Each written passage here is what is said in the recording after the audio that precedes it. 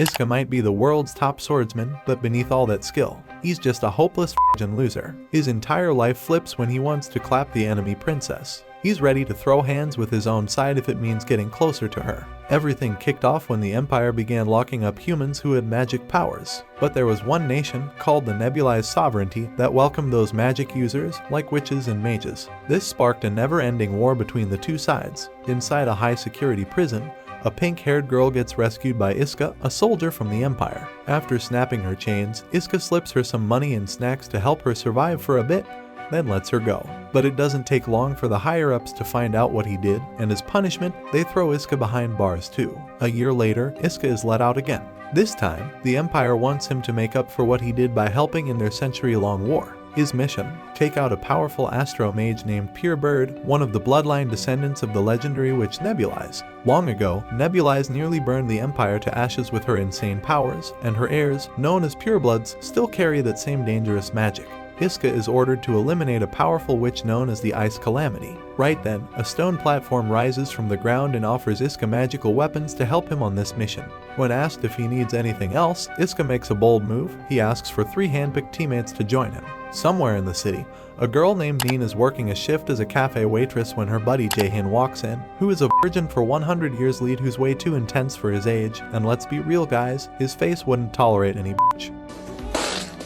Jaehin lets her know that Iska just got out of prison and is all set to return to the battlefield. Tomorrow, they'll be joining him at the front lines. That same night, Iska steps out of the prison gates and gazes up at the sky. It's the first time in a year he's seen it. Not long after, Jaehin and Neen show up to welcome him. It's pretty obvious that one of them is way more thrilled than the other to see him again. Right then, their 4th teammate shows up, Captain Miss, who's both short and super curvy. She immediately trips and faceplants, then throws a full-on meltdown about how she's still a total mess despite being 22 years old. Even though she just tripped, Miss is clearly thrilled that their Unit 7 is finally back in action. While they travel, the group talks about how risky their mission is. Miss brings up the Ice Calamity, rumored to be the most powerful mage in history. But since the mages don't know Iska is involved, Jaehin feels they've got the upper hand and can finish the mission smoothly. He also thinks the higher-ups are panicking. Why else would they drag Iska out of prison for a random operation? Iska's freedom depends on whether or not this mission succeeds. Still, his mind is stuck on the never-ending war, which seems more hopeless than ever. The next day, the squad reaches a reactor site. Neen points out that the place is still incomplete, mages keep sabotaging it. Thanks to her engineering skills and detective-level awareness, she quickly spots all the flaws in the structure. Then Jaehin starts going off again with one of his dramatic speeches, but no one's really listening. He rants about how the war has stopped making sense and is now just fueled by anger and pain. According to him, someone has to do like a savior, become the bad guy on purpose just to bring it all to an end. Later on, as the squad drives through the forest toward a meeting spot, their jeep suddenly comes under fire, literally. An astro mage launches a surprise attack even though they're deep in Imperial land, which means the Nebulized crew somehow slipped through the border without anyone noticing. While they're still figuring out their next move, Neen gets a distress call from one of the backup teams. But before they can react, a blazing fireball comes flying their way. Iska doesn't waste a second. He slices it clean in half with his black blade, revealing 2 mages hiding behind the trees. But turns out, it wasn't just 2 of them. A whole group of enemy spellcasters was cloaked behind some weird magical illusion. Even though they're clearly outnumbered, Unit 7 doesn't back down. They launch a barrage of missiles straight at the enemies. Within seconds, Iska and Jaehin manage to knock out every last mage around them. Jaehin jokes that Iska could have taken them all solo if he hadn't gotten a bit rusty during his year locked up. Suddenly, the ground rumbles, and bursting out of it is a massive stone golem, summoned by another astral witch named Rin. Iska quickly slices off the golem's arm like it's nothing and tells the squad to keep moving while he handles the rest. Not long after, he corners Rin and demands answers about the Ice Calamity Witch. But Rin flat out refuses. She'd rather go down than sell out her own. She tries to pull off a surprise attack, but it fails miserably. Right then, her superior, Alice, shows up and drops the bomb. She is the Ice Calamity Witch. With a wave of her hand, the entire forest gets flash frozen, turning into a winter wasteland. Turns out, Alice had planned this from the start, to freeze and destroy the reactor without setting off a huge blast. What Alice didn't know is that Iska used to be one of the Saint disciples, so it's no mystery to him how he beat Rin. After a short talk, their clash begins. Alice bombards him with a storm of icy spikes, but Iska's white blade is enchanted with astro magic, letting him block and counter each one. Impressed but not willing to back down, Alice tells him to surrender. Iska refuses, saying he wants to end this war that's been dragging on for too long. That catches Alice off guard. She opens up, saying she dreams of defeating the Empire and creating a peaceful, united world. But just as her speech hits its peak, she slips on a chunk of ice. Iska catches her mid-fall, instantly flipping the intense battle into something straight out of a cheesy rom-com. Alice, totally flustered, calls in her giant owl to carry her away, warning that she won't go easy on him next time. Once she's gone, the rest of the team shows up and is super relieved to see Iska still alive. Back at her place, Alice spends hours soaking in the tub, desperately trying to scrub away the embarrassment of being caught by Iska during that awkward moment. While Rin tends to her needs, Alice can't stop replaying the scene in her head, which only makes her more irritated. Wanting a distraction, she decides to head out to the neutral city's opera house to catch a tragic romance play about a doomed knight. As the play reaches its heartbreaking end, Alice finds herself in tears. A stranger sitting behind her gently hands over a handkerchief. Touched by the gesture, she turns to thank him after the show, only to freeze in shock as the lights reveal it's none other than Iska himself. Earlier that day, Iska had been dealing with insomnia. Miss came to check on him. Knowing she's pretty useless in real combat, she figured playing team cheerleader was her way of helping. While chatting, Miss asked Iska what was bothering him. He confessed he couldn't stop thinking about his intense fight with Alice. Trying to lift his mood, Miss decided he needed a change of pace and brought him over to her room, totally forgetting that her whole bikini collection was out in the open for everyone to see. Later that night, Miss brewed some tea for Iska and handed him a ticket to the same opera Alice planned to attend. She had already seen the show 9 times and figured Iska should catch the final performance. The following day, on his way to the theater, Iska found himself lost in thought, remembering the day in the forest when his master, Crosswhale, gifted him the astral blades he wields now. While the play unfolded, Iska had a hard time concentrating. The woman next to him kept sobbing non-stop, so he quietly passed her a handkerchief to calm her down. Once the performance wrapped up and the lights came on, they finally saw each other's faces, and that brings us to the present. Alice is instantly suspicious, convinced the Empire must have planted Iska here to spy on her, and she's ready to throw down. But Rin quickly reminds her that fighting is strictly forbidden in a neutral zone. Doing her best impression of the classic blonde tsundere, Alice storms off, but in her head, she's overthinking everything. She's convinced Iska is tailing her. Rin, however, assures her that Iska didn't even budge until they were long gone, so there's no need to panic. Even though Alice is clearly annoyed and flustered, she shrugs it off and heads to a nearby restaurant to grab a bite and cool down. When they arrive at the restaurant, every table is full. The waitress gives them one option: share a spot with someone else. To their shock, that someone turns out to be Iska. Alice nearly chokes on her drink, and Rin jumps in, accusing him of stalking them. But Iska calmly explains that he reserved the table earlier since it was close to the opera venue. His story checks out, so they awkwardly agree to sit with him. Alice quietly tells Rin to stay alert just in case. Later, Rin suggests they head out, but Alice doesn't want it to look like she ran away from Iska. When both reach for the menu at the same time, Iska politely apologizes and offers to share, which makes Alice blush a little. They call over the waitress and, surprisingly, both end up ordering the exact same dish. As the food arrives, Alice slowly starts to open up, realizing she and Iska share a lot of similar tastes. But Rin warns her to stay sharp. When Rin criticizes how slow-cooked pasta should be, Iska and Alice instantly team up and roast him for it. That evening, Rin brings up that they usually report enemy encounters to the Queen, but this time, Alice suggests keeping the whole situation quiet. She also tells Rin to toss the handkerchief Iska gave her, reminding her that he's still the enemy and could become a threat. But Alice shifts the blame, saying it's Rin's pasta rant that made her agree with Iska in the first place. Later that night, both Iska and Alice find themselves lying awake, clearly catching feelings. Though neither wants to admit it, she wants his joystick. Iska eventually drifts into a dream where he's on a moving train with Crosswhale. Suddenly, monsters attack. But before they're overwhelmed, a blonde ice mage swoops in to save them. The next day, Iska is back to training with his squad. Miss, as usual, reminds everyone just how bad she is at combat. Then, another soldier named Risia arrives, revealing she'll be leading them in their next mission. Miss panics, knowing Risia's brainy tactics are too much for her to handle, but Iska reassures her they'll manage just fine. Learning that Iska hasn't been sleeping much lately, Miss offers him a ticket to an art show she won in a bet. Since she's not into art, she tells him to go enjoy it for her. Meanwhile, Alice visits her mother, Miliver, who wastes no time asking about the swordsman she faced near the reactor. Miliver says she heard Iska was as powerful as the Empire's elite saint disciples, basically their strongest fighters. She then tells Alice to look up at the glowing crystal above them, which holds the preserved body of their nation's founder. Miliver begins explaining the backstory that the founder once fought off tens of thousands of Imperial soldiers, and that her body still pulses with Gelia, their life energy. What shocks Alice is the next part. Miliver reveals that the founder had a twin sister, and that sister was none other than Nebuli's Eye, the one who started their royal bloodline. The Empire had no idea there were two of them, so when Nebuli's died, they mistakenly believed the founder had perished instead. Alice then notices something strange. The crystal looks like it's starting to weaken. Miliver explains it first started dimming around the time Alice fought Iska at the reactor. She believes it's not a coincidence. When astral power feels threatened, it reacts, and Miliver suspects Iska has something to do with it. Alice remembers how Iska used astral magic with his white sword, but for now, she decides to keep that detail to herself. Later, Rin catches Alice slipping up again and suggests she get her mind together. Feeling like she needs a fresh escape, Alice decides to pick a new destination this time, someplace Iska won't expect since he already bumped into her at the opera. But the next day, to her total annoyance, Alice runs into Iska again, this time standing right outside the art exhibition. She's stunned and frustrated, thinking he's following her everywhere. Iska, however, casually suggests they just go in together since they're both already there. Trying to be clever, Alice goes the exact opposite way like a total drama queen.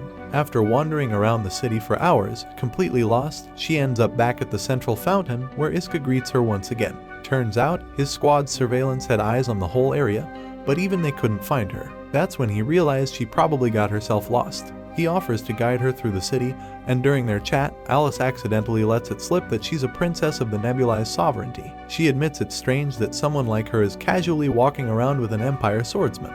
Iska simply smiles and says art doesn't care about borders, which makes her blush and low-key melt a little inside. Later, the two begin painting side by side. Alice asks why he's drawn to a certain artwork. Iska starts breaking down subtle details that most people would miss, and as he talks, Alice quietly watches him, smiling softly, clearly falling for him a bit.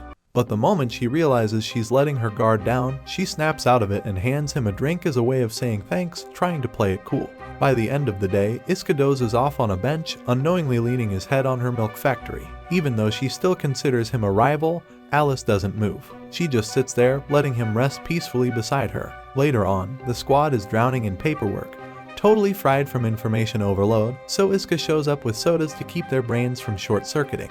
Just then, Rissia calls in and tells them to commit everything to memory. It's crucial for their next assignment. She also says she needs to speak to Iska privately and asks him to meet her at the Imperial Senate. Once he arrives, the top brass starts reviewing his latest mission report, where he went head-to-head with the Ice Calamity Witch. Iska considers it a failure since he wasn't able to defend the reactor, but the higher-ups say otherwise. His actual objective was just to stall Alice, which he did perfectly. Now that they've observed more of her abilities, the intel is extremely valuable. They're so impressed with his performance that they're even thinking about reinstating him as a saint disciple. But there's a catch. To earn that title again, Iska has to go on one more critical mission. This time, he's tasked with capturing Alice alive. That night, lying in bed, Iska thinks back on the time he spent with Alice and what might happen if they face each other again. He calls up Miss to let her know he won't be at training tomorrow.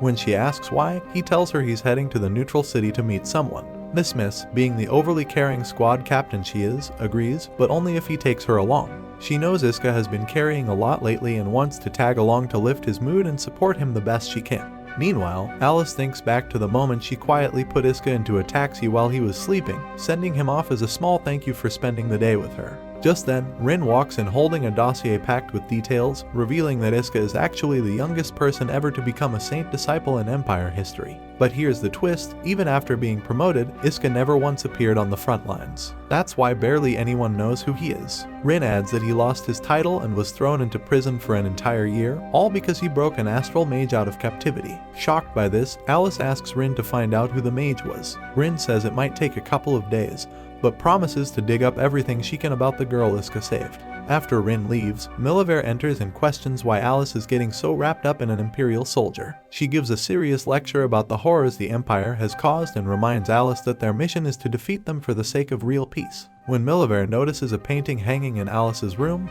one done by an artist from the Empire, she scolds her, saying that even creators can be used as tools by the enemy. Once Miliver leaves, Alice clutches the handkerchief she got from Iska, remembering the small, quiet moments they shared. Without a word, she calls Rin back in and firmly tells her to get ready. They're heading to the neutral city first thing tomorrow. The next day, Iska heads toward the neutral city with Miss, telling her he has a strong hunch that Alice will show up. While traveling, they spot an albatross soaring overhead. Miss points out how rare it is to see one in the Empire, almost like a lucky sign. Later, Iska arrives at the city and meets Alice near the familiar fountain.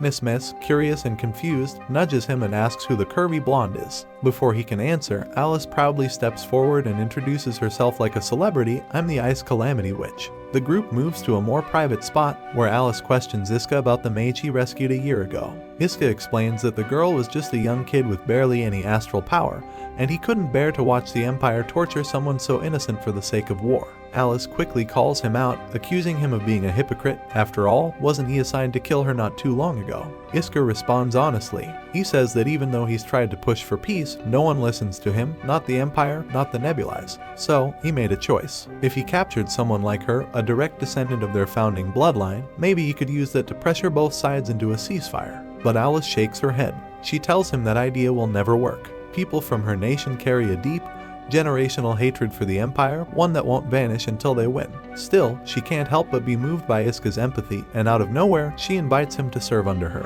Rin instantly loses it, throwing a mini meltdown because Alice's level of delusion has officially gone off the charts. Just then, the air shifts, dark energy ripples across the sky. The clouds tear open, and a powerful presence descends. A white-haired woman steps out of the sky, and Alice's eyes widen in disbelief. It's the founder, Nebulis herself. Miss instantly thinks Alice set them up, assuming this was a trap from the start. But Alice looks just as shocked. She clearly had no idea this was going to happen. High above, Nebulis lays eyes on Iska's astral swords and, without a moment's hesitation, begins torching the city with raw, destructive power. Meanwhile, back at the palace, Miliver senses the sudden surge of astral energy and realizes what it means. The founder has broken free from the crystal. Instead of panicking, she smiles, believing that with Nebulis now awake, the war will soon come to an end in their favor. Back in the neutral city, the team manages to survive Nebulis's first wave of destruction. Iska is confused. Why is the legendary founder attacking her own bloodline? Nebulis then explains that this is all part of astral power's built-in self-defense. It activates on its own when it feels threatened, but even she doesn't know what it's reacting to. Alice, visibly frustrated, confesses that she only came here to have a real talk with Iska, just the two of them. Now everything's ruined because their ancient ancestor decided to crash the moment. When Alice begs Nebulis to stop, the founder assumes she's betrayed her lineage and joined the Empire, and immediately targets her. Rin steps in to protect Alice, shielding her with magic, but gets severely burned. Iska tells Alice to use her ice magic to cool Rin's wounds and quickly orders Miss to rush her to the hospital. As he pulls out both of his swords, Nebulis instantly recognizes them, they're Crosswell's blades. But she doubts Iska has what it takes to use them properly and launches an all-out attack. Alice joins Iska, and the two fight side by side, pushing back against Nebulis's overwhelming power. As they battle, they argue that her time has passed and she's no longer needed. She should return to her slumber. During the clash, Iska reminds Alice that this is neutral territory, and both of them want to protect it. That shared goal gives them the trust they need to sync up their powers and finally overwhelm Nebulis, forcing her to retreat. Once it's over, Iska tells Alice that he can't switch sides, not yet.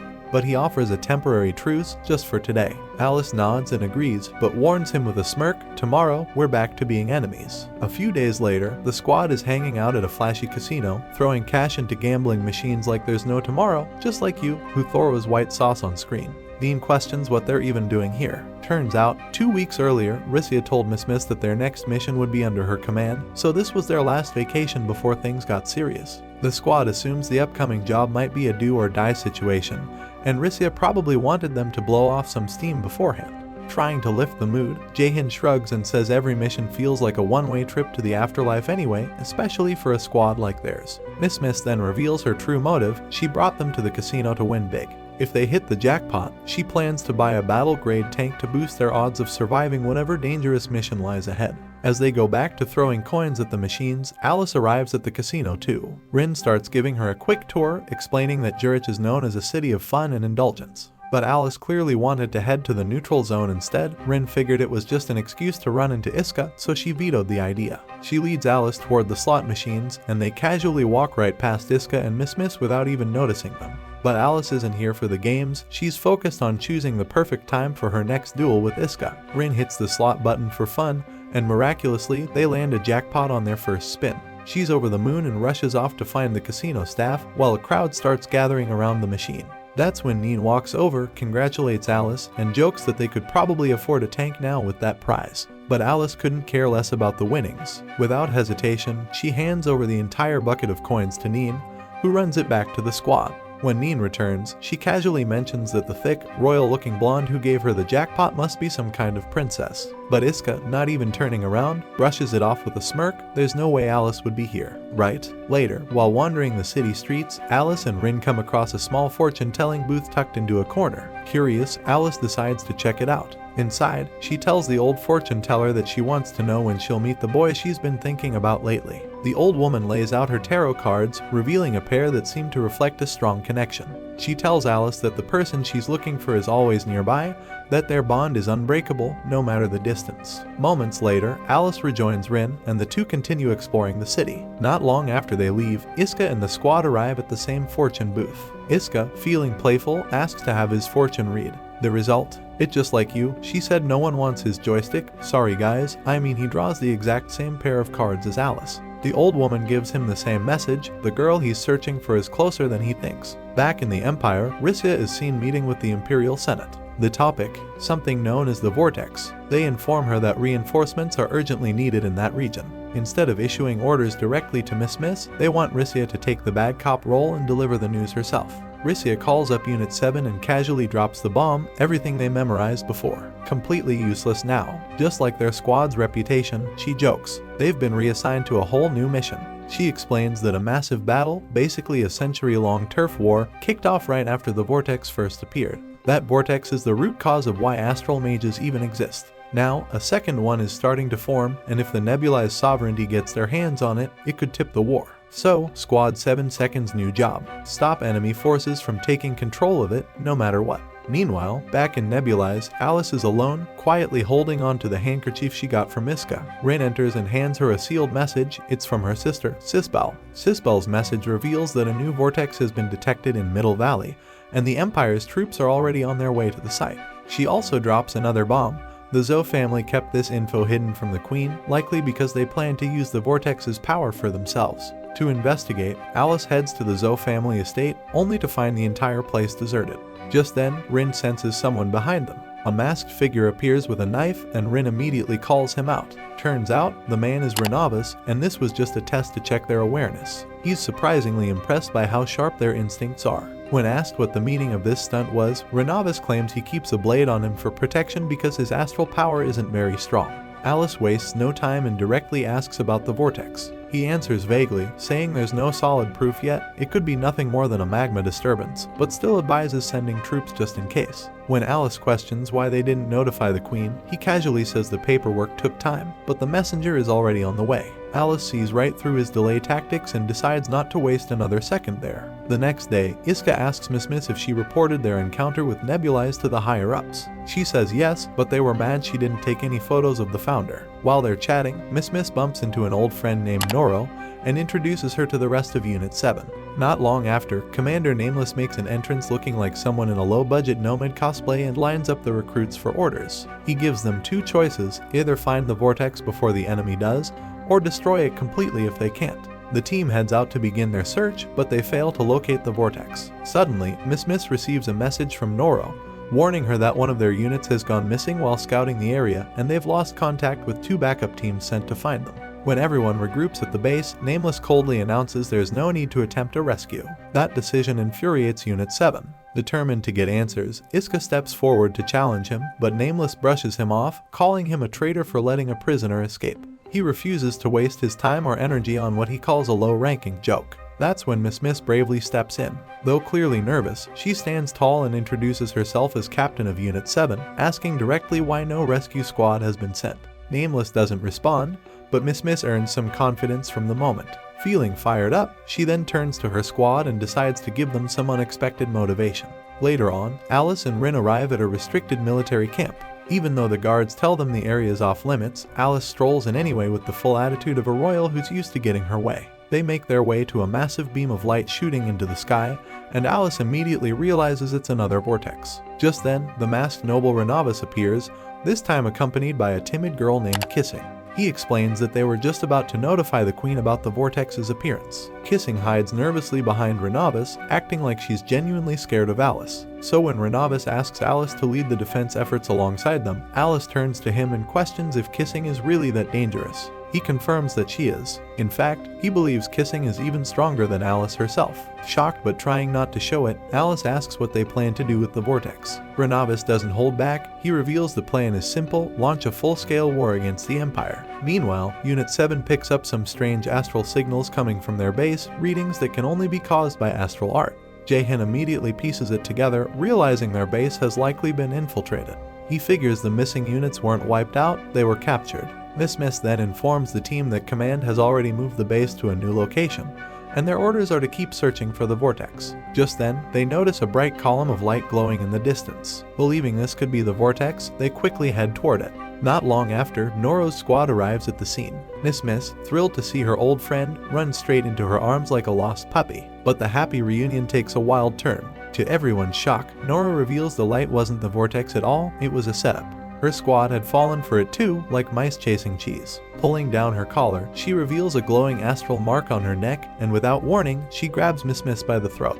As she starts choking her, Noro proudly declares that she's been working with the Nebulis Sovereignty all along. Suddenly, one by one, Noro's squad members drop like flies, taken out by an unseen attacker. The culprit soon reveals himself, Commander Nameless, stepping out of stealth like it's nothing. He's ready to execute Noro on the spot, but one of her squad mates makes a dumb move and casts a fire spell, causing chaos. The distraction gives Noro just enough time to escape, dragging an unconscious Miss with her. Nameless is about to hurl a knife at them, but Iska deflects it at the last second, knowing full well that Miss would have been hit too. Nameless is clearly annoyed by Iska's interference, but doesn't press the issue. Instead, he coldly tells the team to keep searching for the Vortex while he heads back to base. Meanwhile, deep inside a cave, Alice observes the Vortex and notes that it's far smaller than she expected, small enough that only a handful of mages would even benefit from it.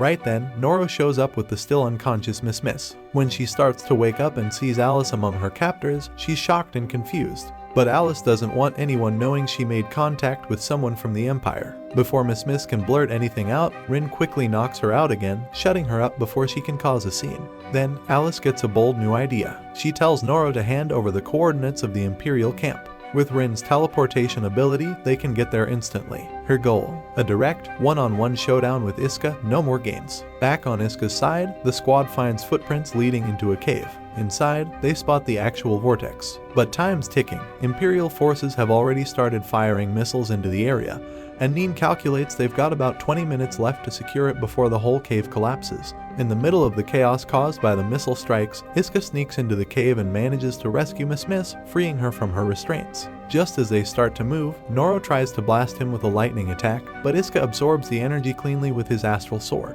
Suddenly, Lady Kissing makes her entrance. She catches an incoming missile in midair using her bizarre astral magic, then completely erases it from existence like it was never there. With that handled, she turns her focus to Iska, revealing that her orders are clear: eliminate any Imperial soldiers on sight.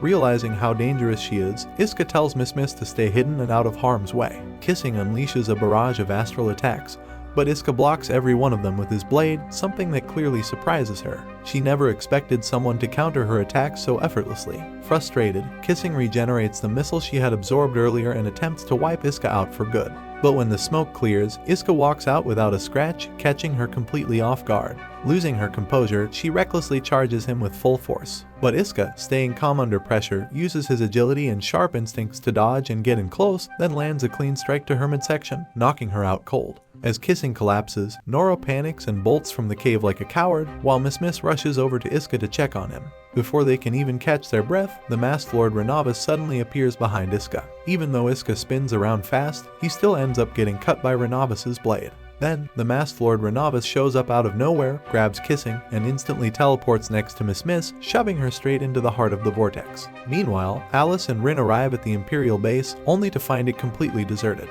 Just as things go quiet, Rin suddenly senses something off and shoves Alice out of the way, taking a slash herself. That's when Nameless drops his invisibility and steps forward. Enraged that Rin got hurt, Alice prepares to make him pay. She launches into a duel, but at first underestimates Nameless, nearly getting her throat slashed in the process. Realizing her mistake, she apologizes for holding back and vows to fight seriously. Unleashing her great ice calamity, she freezes the entire battlefield in a blink. Nameless, however, barely manages to escape before being trapped. Later, back at the Vortex site, Alice sees Iska leaping in to rescue Miss. Desperate to finish their personal fight, she jumps in right after him, shouting about how hard he is to track down. She offers to help him, but only if he agrees to settle their duel afterward. Iska accepts and takes her hand. She forms frozen platforms for support, but before they can climb out, a strange voice echoes from within the vortex, knocking Alice away and pulling Iska and Miss inside. Left behind, Alice cedes in frustration, silently hoping Iska makes it out so they can finally finish what they started. Meanwhile, Min and Jaehin finally track down Iska and Miss and immediately ask how the two managed to survive the vortex. Iska, holding a glowing crystal in his hand, can't really explain what went down, everything happened too fast to process. Over in the Nebulis Sovereignty, Alice finds herself randomly watering plants, clearly distracted as she recalls the moment Iska took her hand. When Rin checks on her, Alice suddenly goes into full denial mode. But Rin sees right through her. She realizes Alice won't be able to focus until she gets closure with Iska, so she suggests they arrange another meetup in the neutral city. The idea instantly brightens Alice's mood. Back at the Empire's base, Jaehin teases Miss about getting captured, blacking out, and then voluntarily throwing herself into a vortex. True to form, Miss drops to her knees, begging for forgiveness like it's the end of the world. Iska reassures her that it's fine, he's just happy they made it out alive. But just then, Miss starts to feel something strange on her shoulder. Before anyone can check it out, Rissia shows up with a new assignment. This time, the Empire wants Unit 7 to sneak into the Nebulis Sovereignty under her lead, with the goal of kidnapping Queen Nebulis herself. The mission sounds so insane that Jaehin flat out asks if she's joking. Iska agrees, saying it feels like they were just handed a one-way ticket to certain doom. But when Rissia confirms the mission is 100% legit, the squad immediately asks if she even has a plan. She explains that during the earlier witch trials, people were marked with astral crests, symbols used to identify mages and citizens of the Nebulis Sovereignty. These crests eventually became a kind of passport.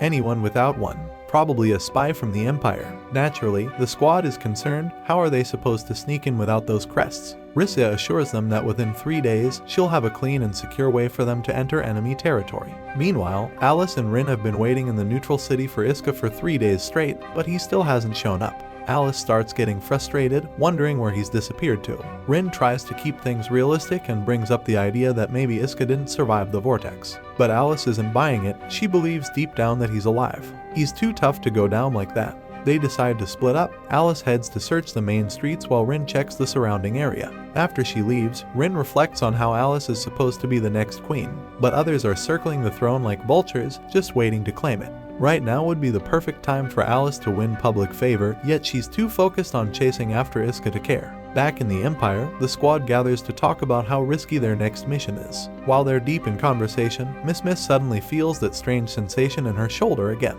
Neen asks her to take off her jacket so she can check, and to everyone's shock, there's now an astral mark on Miss body. Panicking, Miss starts freaking out. Iska gently places a hand on her shoulder and calmly asks if she remembers when it might have appeared. Jaehin guesses it must have happened when she jumped into the vortex, meaning her body is compatible with astral energy, making her a potential mage. Shaken, Miss drops to her knees. Jaehin and Neen start wondering if they should report this to the higher-ups, but Iska softly tells Miss that she can just hide the crest and keep serving as their captain. Jaehin and Neen agree and swear to protect her no matter what. Meanwhile, Alice returns to the Nebulis Sovereignty after failing to find Iska, still searching for spots he might have passed through. Back with the squad, they brainstorm how to hide Miss's crest, knowing a saint disciple could probably detect it. The next day, Iska takes Miss to the neutral city to help her relax, but he starts feeling guilty like he's hiding her away. But Miss tells him it was the right call, she actually feels free here, not like she's on the run. They share a quiet moment, and Iska reflects on peaceful times, promising to end this war so no one like Miss has to keep hiding who they are. After that heart-to-heart, Miss heads off to grab some drinks. Elsewhere, Alice is still wandering the city, and by pure luck, she ends up near the bench where Iska is sitting. Sweating under the sun, she asks to sit beside him, only to realize it's Iska himself. She's stunned, upset he vanished, and says she had so much to tell him, but now her mind is blank. Iska offers her the seat, but she refuses since they're technically enemies. When he suggests standing so she can sit, Alice replies she wants them to sit side by side as equals. As they both settle in, spaced out like rivals in a romance drama, Alice admits she's glad he's okay. Noticing Iska is lost in thought, she asks him to open up, but he quietly declines, reminding her they're still on opposite sides. Still sitting with Iska, Alice insists he spill what's on his mind, though her phrasing makes it sound more suggestive than intended. Right then, Rin shows up as the ultimate third wheel and hands her a lemon drink. Alice offers one back, and that's when Iska suddenly remembers Miss had gone off earlier to grab drinks but still hasn't come back. The moment he takes a sip, he blacks out. Rin casually admits she slipped something in his drink. Her plan wasn't to hurt him, she just wanted to prove the Nebulis Sovereignty is dangerous so he'd stop seeing Alice. What she didn't expect was how gullible he'd be to actually drink it. Rin, now in full chaos mode, even suggests they just kidnap him. As she lifts Iska off the bench, Miss arrives just in time to witness it. Alice tells her plainly Iska is a threat to their nation and she's taking him into custody. But Miss, not willing to stand down, instinctively activates her astral powers, though she has no real control over them. Despite the sudden surge in strength, Alice easily overwhelms her and takes Iska with barely a struggle. Back in the Empire, Risir reports to the Emperor that the Ice Calamity Witch has successfully captured Iska and awaits new orders. Meanwhile, in a vehicle, Alice comments that Iska, being a former Saint disciple, will be treated worse than a maid in the Sovereignty. But instead of heading to the capital, she orders Rin to take a detour directly into the nearest nebulized controlled zone. Meanwhile, Risir updates the higher-ups about Iska's kidnapping, but they barely react. Instead of helping, they tell her to continue with the original covert mission. However, she's got direct orders from the Emperor himself, retrieving Iska is now top priority. An eyewitness spotted the vehicle Iska was taken in, and Rin has already traced it to Nebulis Sovereignty's Province 13, specifically to Alcatraz, a heavily guarded prison sector. That facility also holds the infamous heretic Salinger, the one who openly turned against Queen Nebulis. Rissia suspects that if they bust Salinger out, he might even switch sides and join the Empire. She meets up with Unit 7 and gives them the green light to launch a rescue mission. She also hands over special containers filled with astral energy, which temporarily give the user a fake crest on their skin. Thinking fast, Jaehin applies one to Miss's shoulder, covering her real mark for now. Rissia then gives the squad their full objective, break Iska out and cause absolute chaos on their way out. While they do that, another unit will slip into the palace to capture the queen, just like the original plan. Later that evening, Rin and Alice arrive at Alcatraz. Inside the car, Alice can't help but poke at Iska's chin, thinking he looks pretty cute while unconscious. Just then, a cat darts across the road. Rin slams the brakes, causing Iska to fall forward and land on Alice's shoulder. Flustered, she pushes him off, but that bump wakes him up. He quickly remembers how he got here and turns to Alice, visibly disappointed. He says he never expected someone like her, a princess, to resort to such a cheap move. Alice wastes no time shifting all the blame onto Rin, who fires right back, calling Iska an idiot for falling for such a setup in the first place. Meanwhile, Unit 7 successfully gets through the checkpoint using the temporary crests. Elsewhere, Rin and Alice escort Iska to a hotel and remind him that he's in Nebulis Sovereignty territory now, so trying anything funny could get him executed.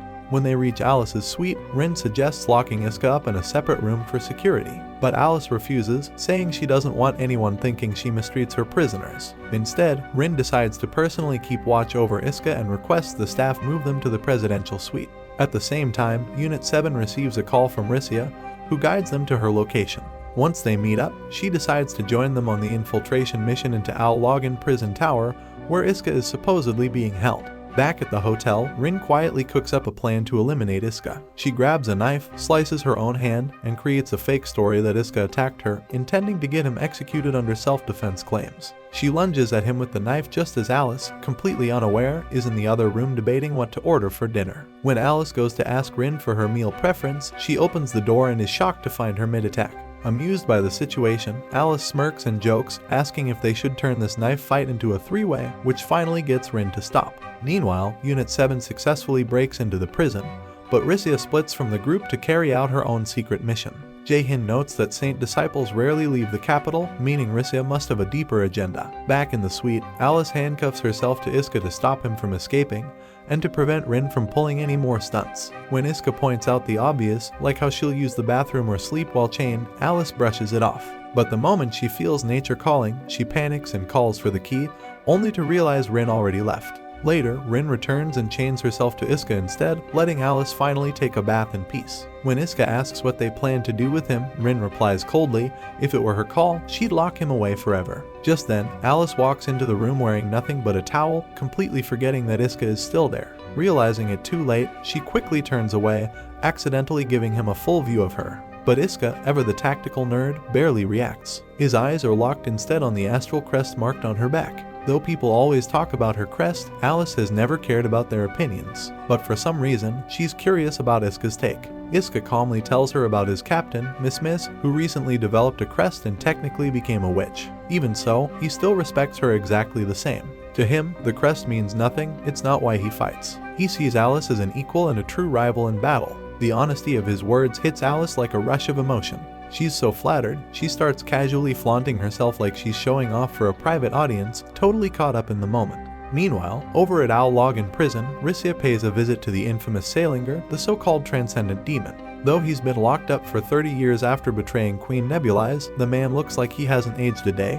When Rissia casually asks if he's really Salinger, he warns her not to speak to him so informally. He asks how she even got into the prison, and she shrugs, saying she still has contacts within the Nebulis Sovereignty. Getting to the point, Rissia tells him the Empire plans to crush the Sovereignty and could use a powerhouse like him on their side. Salinger, unimpressed by revenge, admits the offer sounds boring, but since he's got nothing better to do, he agrees, just for the fun of it. Later that night, Alice and Iska step onto the balcony for some fresh air. Iska comments on how beautiful the city looks at night, and Alice quietly replies that behind those lights are buildings filled with criminals, many of them powerless, but one exception stands out. She tells him the Owl Login Tower is the most secure prison in the city. That's where they keep the worst of the worst, including Salinger, the traitor who once attacked the Queen and earned the title of Demon.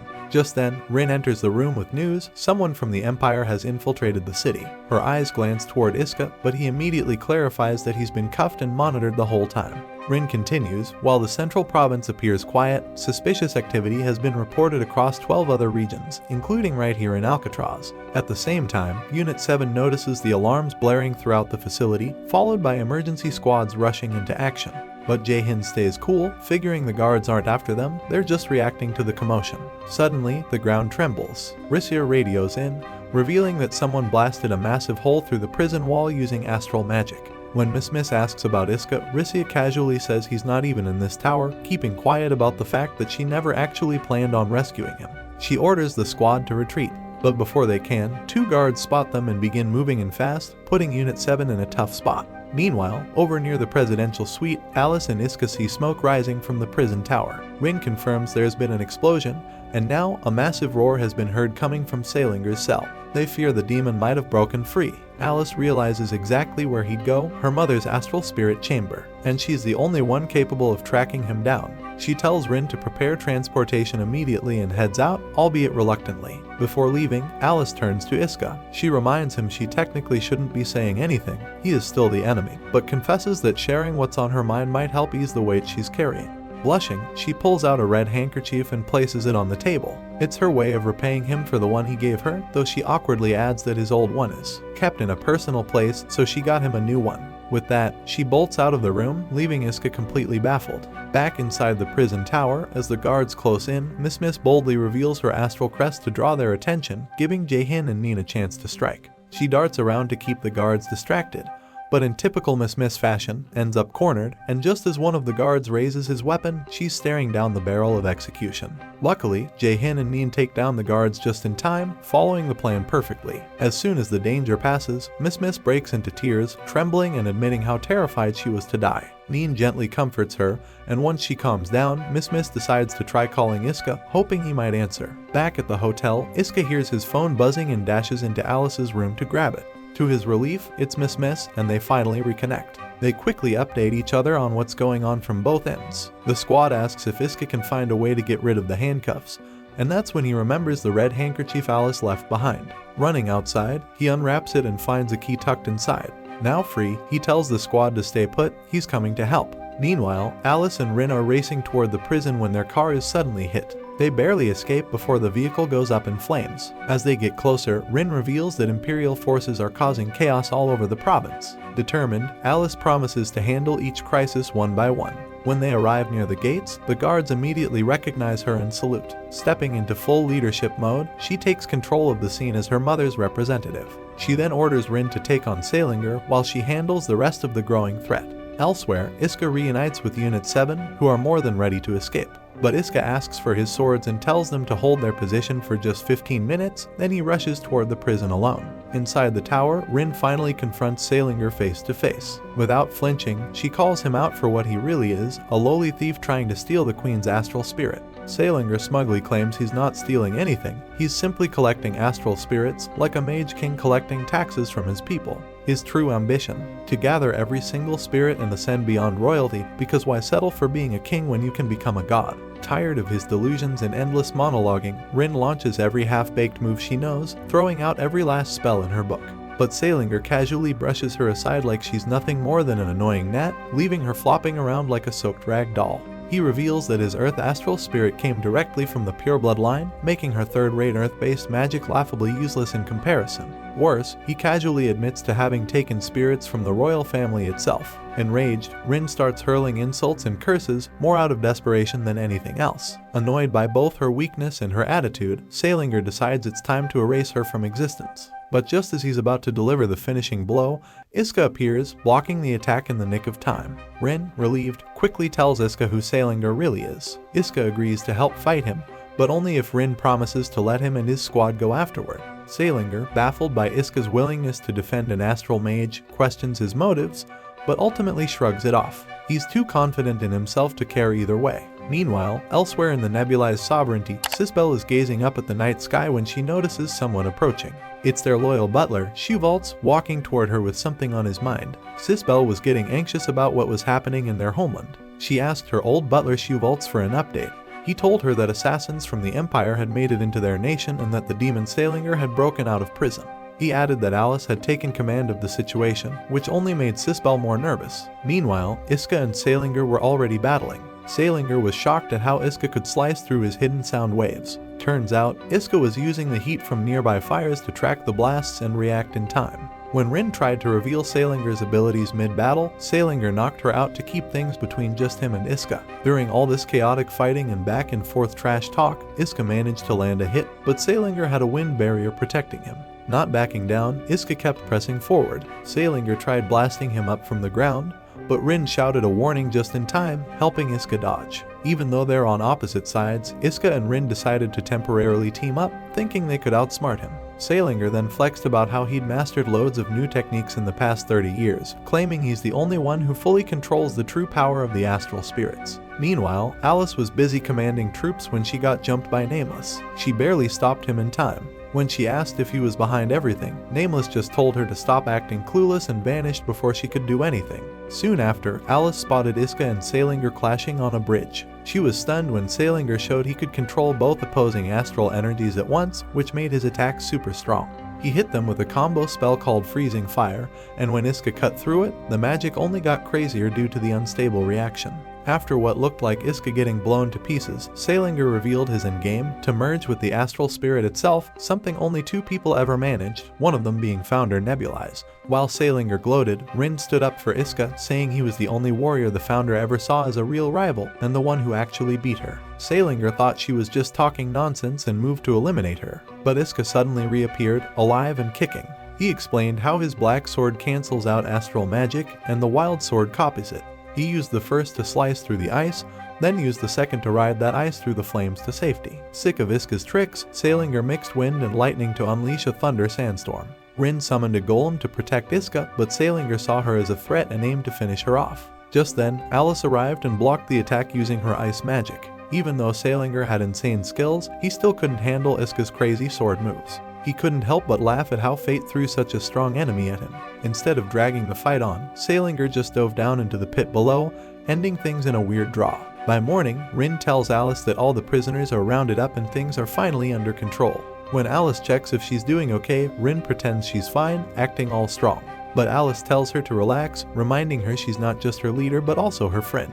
Then Alice asks what's going on elsewhere, and Rin explains that the Empire's soldiers have pulled back from the borders. Alice stares at the sunrise, realizing Iska didn't run when he had the chance, he stayed and helped them instead. That thought alone almost makes her short-circuit from how overwhelmed she feels. She quickly snaps out of it and decides they need to head back to the main province to report everything to the Queen. Meanwhile, someone known as Nameless reaches the Empire but gets a surprise. There's another Nameless wearing the same exact suit.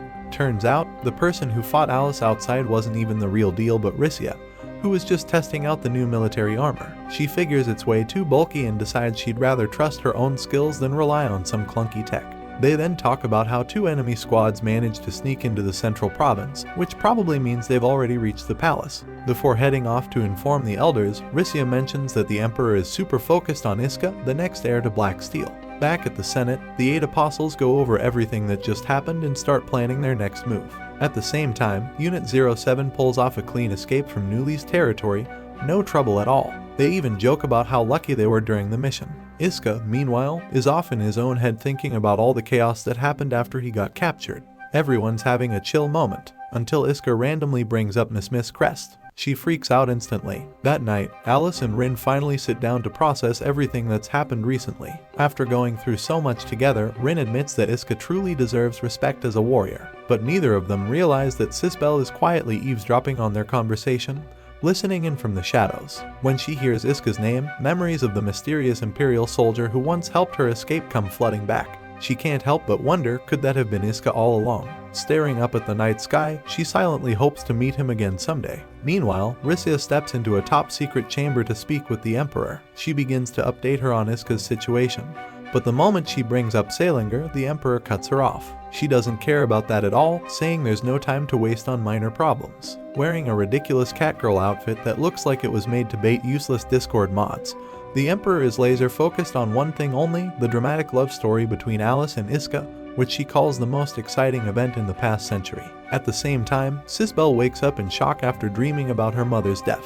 She tries to calm down and heads out to find Milavere, but sees her deep in conversation with nobles. Deciding not to interrupt, Sisbel quietly returns to her room. Not long after, Shewaltz appears with a message. Milavere has summoned her. The Queen wants Sisbel to visit Alamira, a nation that isn't neutral and may have started working with the Empire. Sisbel, along with her astral spirit, is ordered to investigate and find out the truth. After getting her mission, Sisbel walks out of the throne room just as Milavere receives word, Elatir, the first princess, has returned. Back in the Empire, Iska finishes up a health check and Neen tells him they've got a mission coming up in a week. Until then, everyone's crest powers will be sealed. But Miss isn't thrilled, hers is still active, and it's stressing her out. Just then, a brown-haired girl bursts in and scolds Rissia, who laughs it off. She introduces herself as Michaela from the Medical Coordination Squad and says she's found a major issue in their logs. Miss panics for a moment, thinking she's been caught, but Michaela explains the real problem. Unit 7 has been way overworked. The official max is 30 days, but they've gone way past that. So Michaela kindly offers them a 60-day break, which Rissia grumbles about. As soon as they walk out, Miss lights up with joy. She won't have to be tested again for 2 whole months. Now that they've got loads of time to deal with Miss's crest problem, Neen takes charge of finding them a quiet spot far away from the Empire. Over in the Nebulis Sovereignty, Alice is drowning in paperwork, so Rin suggests they take a breather. Alice complains about how boring everything's been and says she needs a bit of thrill in her life. Just then, they hear a fair going on outside, and Alice guesses it's probably to welcome her sister Elatir back. Curious, she heads out, only to run into Sisbel. But the moment Sisbel sees them, her mood shifts instantly. Rin notices how different she's become, saying Sisbel used to be bubbly and full of energy. Alice says she doesn't blame her. Things have been tense ever since the 3 of them became contenders for the next queen. Alice wishes she could leave the central province for a while, but Rin firmly tells her not to. Sisbel is already going away under the Queen's orders, and with the Empire possibly making a move, they can't afford to lose their top mages. Meanwhile, Sisbel asks Shewaltz to drive her to Alamira. He's concerned because she's going without any guards, but she uses her astral art to show him a past convo with shady nobles. She doesn't trust anyone else but him. Her gut tells her someone is targeting her mother, and she's determined to keep her safe no matter what. Master Lord watches them leave and heads back to his palace, where Elatir, the first princess, shows up. Lord tries to sweet-talk her, but she cuts straight to the chase. One of their people is working with the Empire. She thinks they haven't officially betrayed Nebulis yet, but she plans to shut it down before it turns into something worse. Elsewhere, Unit 7 lands in Alamira for their much-needed 60-day break. As the girls arrive in swimsuits, let's just say the waves aren't the only thing rising. After a whole day of swimming, the crew walks back to the hotel. Jin carries Miss on his back while Neen asks him to take her to their room. She and Iska will grab dinner. On the way, Neen stops for a quick bathroom break and Iska waits outside. Suddenly, a girl bumps into him, and when he sees her face, he realizes it's the same girl he once helped escape prison, Sisbel. But before they can say anything, Neen returns, catching Iska's attention. He tells her about the girl, but when he turns around, Sisbel's already gone. Sisbel, meanwhile, sprints away like her life depends on it.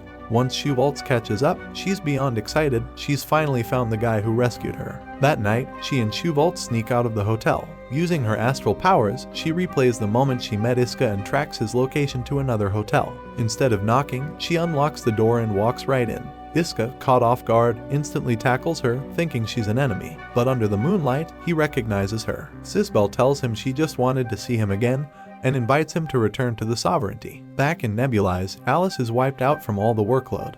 But Rin reminds her they've got an event the next day at 5 p.m. Just then, Miliver shows up and takes them to Sisbel's room. She tells Alice that even though she's queen, she's still a mother, and she's worried because Sisbel barely talks to anyone and just locks herself away. She wants to know what her daughter is really feeling. Alice agrees to help. They split up to look through her room, and Alice finds an old newspaper hidden under a plush toy, one reporting Iska's arrest. Confused, she wonders how Sisbel even knows him. Rin guesses Sisbel might be looking into Iska, and Alice starts to think she must have seen her and Iska together. But Rin adds, Sisbel's astral powers only work within 300 meters, so there's no way she could have seen them back in Alcatraz or the neutral city. That only leaves one possibility: she must have overheard their talk. And now, Rin believes Sisbel might be suspicious of Alice. Back in Alamira, Sisbel calmly introduces herself and asks Iska if he can please get off her. He flicks on the light, and she quickly apologizes for barging in so late.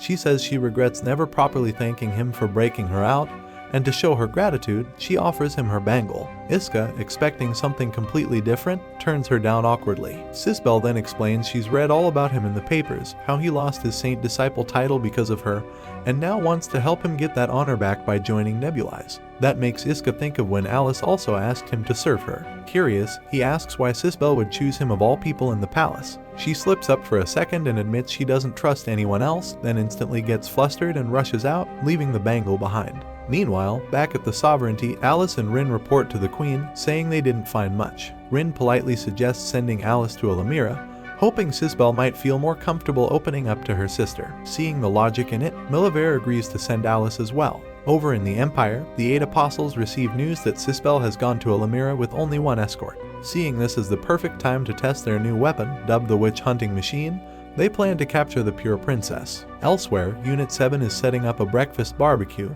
but Iska's zoning out, clearly stuck in deep thought. Meanwhile, Elatir pays another visit to the Masked Lord to continue their chat from before. She drops a bomb. It's actually her sisters who have been in secret contact with the Empire. At first, the Lord laughs it off, thinking she's joking.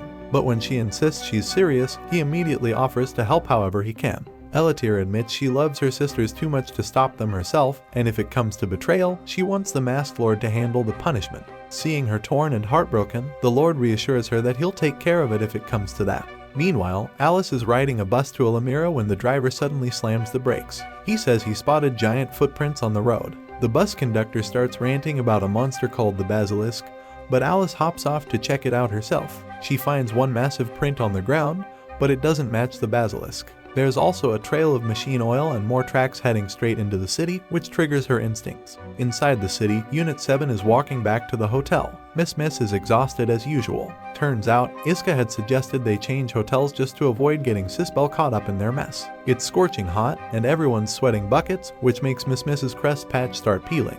It's a harsh reminder that they still haven't figured out a way to get rid of it for good. Jae-hin sighs, saying they spent hours brainstorming but came up empty. Still, he tells Miss to stop worrying for now and just enjoy the rest of their break before they dive back into problem-solving mode. But Iska also points out that this city sells stuff from both the Empire and the Nebulis Sovereignty, which means there's a chance they can find the same tool Neen used to hide her astral crest. Later, they reach the hotel and Iska steps out to exchange some money. Jae-hin notices him acting strangely, scanning the area like he's expecting trouble. Not long after, Sisbel shows up, and Iska quickly leads her to a quiet spot so they can talk without being seen. Once they're alone, Iska asks how she managed to track him down so fast, especially after he switched hotels just to avoid her. Sisbel explains that her astral spirit allows her to replay past events like watching a video. During their chat, she finally drops the big reveal: she's not just some noble girl, she's a princess and one of the official successors to the throne. Iska freezes for a second, realizing she's Alice's sister. That only makes him more confused. Why would someone like her be interested in someone like him? Sisbel opens up and says someone with dangerous ambitions is targeting her mother. If the queen dies, it could spark a massive war between the Empire and Nebulis. Her astral powers revealed this plot, but she still doesn't know who's behind it, which is why she doesn't trust anyone. She begs Iska to help her prevent this war before it's too late. Meanwhile, Alice arrives in the city and meets Shoevaults, who's clearly stressed because Sisbel has gone off somewhere without telling anyone. Back at the hideout, Iska tells Sisbel that he doesn't want war either, but he still can't join her. She keeps warning him about the possible all-out war, but Iska tells her his mission goes beyond that. He wants to completely end the 100-year conflict between both nations. When he brings up peace talks, Sisbel quickly says her people would never forgive the Empire for what they've done.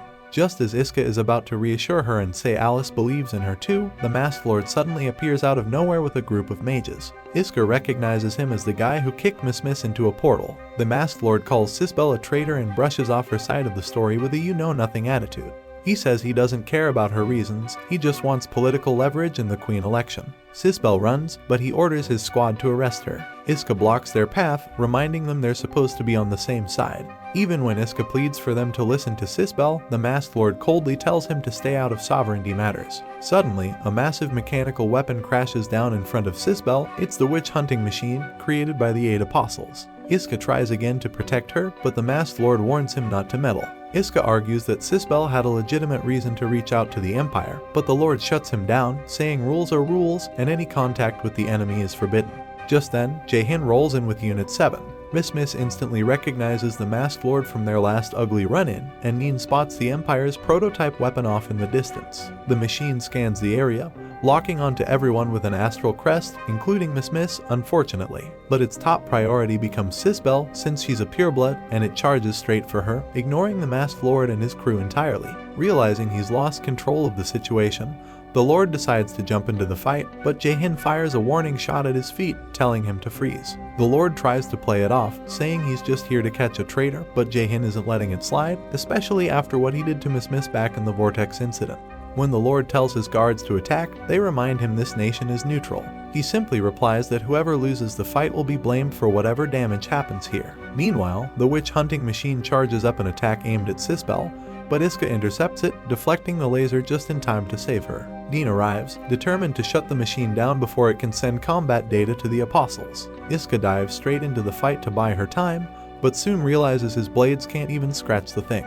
At the same time, he's constantly watching Sisbel to keep her safe, which makes her wonder why he's risking so much for her. Iska, frustrated by her non-stop questions, snaps and tells her to stop talking. He's not letting anyone lay a finger on her. His words catch her completely off guard, and she's so overwhelmed her eyes well up, and maybe more. Just then, Neen finishes locking in the coordinates on her missile launcher and fires, blasting the robot to bits. Elsewhere, Jae-hin and Miss barely dodge a heavy hit, only to be ambushed by the Masked Lord from behind. Jae-hin immediately engages in close combat, but the Lord, now aware of Jae-hin's astral power, lands a hit that knocks him down. As Jae-hin struggles to stay on his feet, Shin whips out a pistol and fires a shot to the Lord's chest, only for the bullet to be stopped by a voice recorder hidden in his coat. Turns out, that recorder was his backup plan to fake evidence and accuse Sisbel of betrayal. But now that it's broken, he gets desperate and tries to recreate history, pulling out gasoline to set the entire place on fire, just like their founder did to the Empire. He commands his fire-using astral soldier to ignite it all. But to everyone's shock, nothing happens. His astral arc completely fails, leaving everyone stunned and confused. Right then, everyone notices that Miss is using her wind astral powers to blow away the flames. Seeing this, the Masked Lord tries to snatch her to use as an experimental subject. But before he can get close, Jae-hin shoots him right in the face, wiping the smug expression and mask clean off. The man has no choice but to flee. Meanwhile, the witch hunting machine somehow survives the missile attack and switches to emergency power. It starts charging another blast to wipe out everything in sight. Sisbel quickly realizes it's powered by light-based astral energy. As the laser fires, she and Iska barely dodge the blast. The explosion is so powerful it echoes through the area. Jaehin and Miss can hear it from a distance. As the machine begins charging again, Neen tries launching more missiles, but this time, her attack does absolutely nothing. Iska tells her to regroup with Jaehin and stop getting in the way. Once she leaves, Iska charges back into the fight, slicing through the energy beams using pure sword skill while Sisbel cheers him on from behind. Then, Sisbel activates her ability to replay a past sandstorm from the same area, kicking up thick clouds of dust that block the robot's vision. This gives Iska the opening he needs to go straight for the core, and with one powerful strike, he destroys it. But just as they relax, a strange purple light appears, grabs Sisbel, and pulls her into the now evolving machine, which suddenly transforms into a strange monster-like form, basically a deadly Pokémon. Neen, Jaehin, and Miss regroup, but they notice black smoke rising from far away. People in the city start crowding around to see what caused the blast. Back on the battlefield, Iska is still fighting the transformed robot, but he's starting to struggle. Just when things get rough, someone launches a powerful ice attack that pushes the enemy back. Iska instantly recognizes the magic. Only one person can do that. It's Alice. She demands that they release her sister. Just like when they fought the founder, Alice and Iska sync up, fighting together flawlessly. But the spirit machine hybrid counters every move. Then Alice realizes they're not fighting a robot anymore. It's an astral spirit. The spirit even starts speaking to them in the spirit language. Knowing it won't hesitate to destroy the whole city, Alice proposes a temporary truce again. She and Iska join forces, combining their magic and abilities to finally overpower the spirit. Eventually, they defeat it, and Sisbel is released from inside the monster's body. The apostles, watching remotely, lose connection with the machine, but they call it a minor setback and shift their focus to the next phase of their plan. Back in the city, Alice thanks Iska for helping her, but you can tell she's conflicted. He's still technically the enemy. While Alice is stuck in her emotions, Sisbel wakes up and asks how she knows Iska. Alice, being the tsundere she is, quickly denies everything and forces Iska to lie too. Sisbel can see right through both of them but plays along. She teasingly asks Iska to become her knight. Alice gets visibly jealous but can't say anything since she just denied knowing him. Now Iska's stuck in an awkward spot, caught between two sisters, which is to clap or both. So naturally, the man dips and runs straight back to his squad, like the king of dodging drama. Back in the Empire, Risia and Nameless are hanging out in the Emperor's room, chatting about Iska's unexpected hero moment. When Nameless asks where the Emperor is, Risia casually mentions she's out touching grass, basically taking a breather from all the chaos. Meanwhile, Salinger's chilling in a park, lost in thought about how Iska keeps surprising him. While he's zoning out, he notices a cat-tail poking out from behind a tree. He calls out to whoever's hiding, and surprise, it's the Emperor herself. Over in the Nebulis Sovereignty, the Masked Lord returns to his palace, getting ready to prep Lady Kissing for the upcoming election. At the same time, Elatir is summoned by the Queen, who confronts her for leaking Sisbel's location. She even questions if Elatir is really who she says she is. Instead of answering, Elatir just gives a sly smirk. Back on the other side, Rin's pacing anxiously, hoping Alice gets back safely, completely unaware that Alice is actually out here sneakily flirting with Iska. Alice asks Iska to act like a total stranger around her people, secretly enjoying the thrill of keeping their connection hidden like it's some romantic scandal. She leans in close, eyes locked on Iska, and suddenly gets flustered, realizing he looks just as terrible up close as he does from a distance. That's it for today's video, guys. Watch the following video and I will see you in the next one.